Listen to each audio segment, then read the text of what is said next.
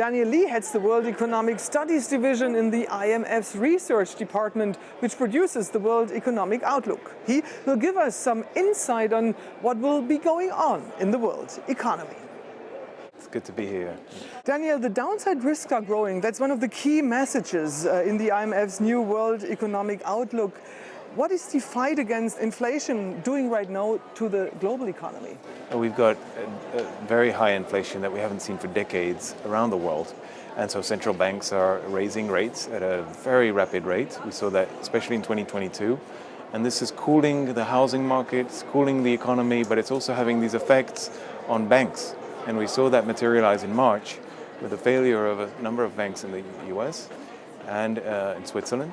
But the policymakers took very strong action and stabilized that, prevented the problem from spreading. So the fight against inflation continues. It's going to be a long one. Economies need to ease up from interest rate hikes if borrowing conditions continue to get worse.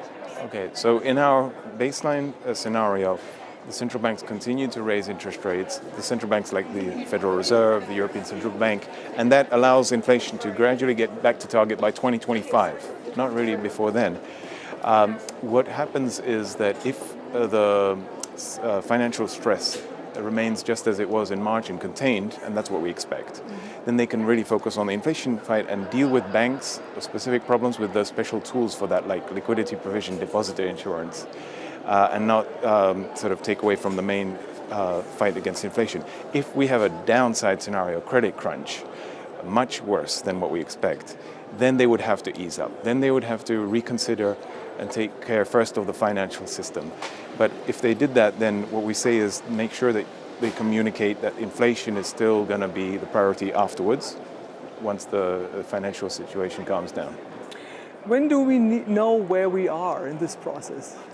Well, every month brings news about inflation, and the last few months, unfortunately, have shown that underlying inflation has been pretty stubborn and plateauing rather than coming down in a lot of countries. The good news is that oil prices are coming down. So we expect about 24% fall in oil prices in 2023. That will help.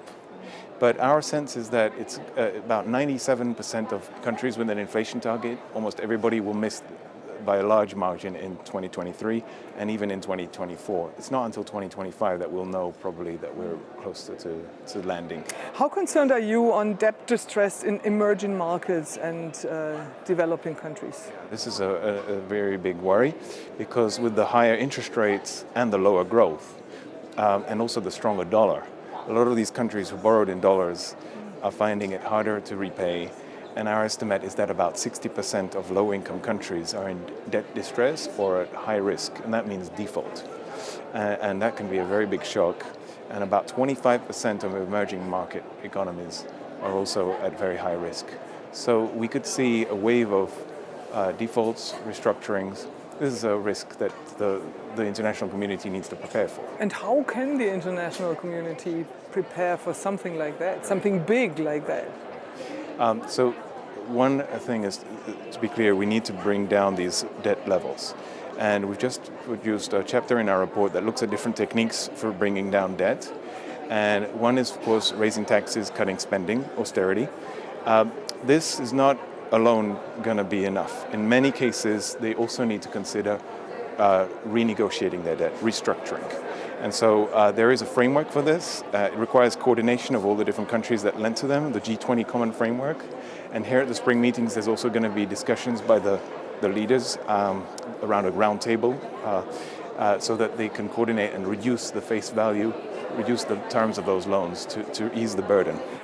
There's no way not to talk about China. So how significant is China's role in the global economic outlook right now in terms of spurring growth or providing more debt relief? Well, China's, in terms of economic weight, is very big. It's going to be about 1/3 of total global growth in 2023 will come from China. And this is a big improvement on 2022 when China had one of the lowest rate since 1976. It was in the last year. Now they've reopened their economy, they're growing, we think 5.2%. This is going to have ripple effects on the region, more Chinese tourists, more demand for services, also the question about China's role beyond this is in debt restructuring. A lot of countries have got loans with China, and really China being at the table in a big way is important to resolve this problem of unsustainable debt for a lot of countries. There are very different approaches towards China when we, for example, see the United States and Europe. And also within Europe, there is France and there is Ursula von der Leyen. What do you make of that? Well, what you're referring to is this process of geoeconomic fragmentation, countries being split into two camps, the US bloc, the China bloc, and our assessment is that overall this is not going to be a positive for global prosperity because it's less efficient. We've got a chapter just now on foreign direct investment is becoming increasingly amongst people in one of the two blocs, and the 2% of GDP is the loss for the world on average. This differs across countries. There are some countries in the middle that might actually benefit. Think of countries like Vietnam, where there'll be more investment there instead of in China, for example. But overall, since the world economy is shrinking, even the people in the middle, the countries there, are not going to be net winners. And it creates a lot of uncertainty. And it makes it harder to deal with things like climate change or the debt restructuring, where we need common solutions. Daniel Leigh, thank you very much. My pleasure.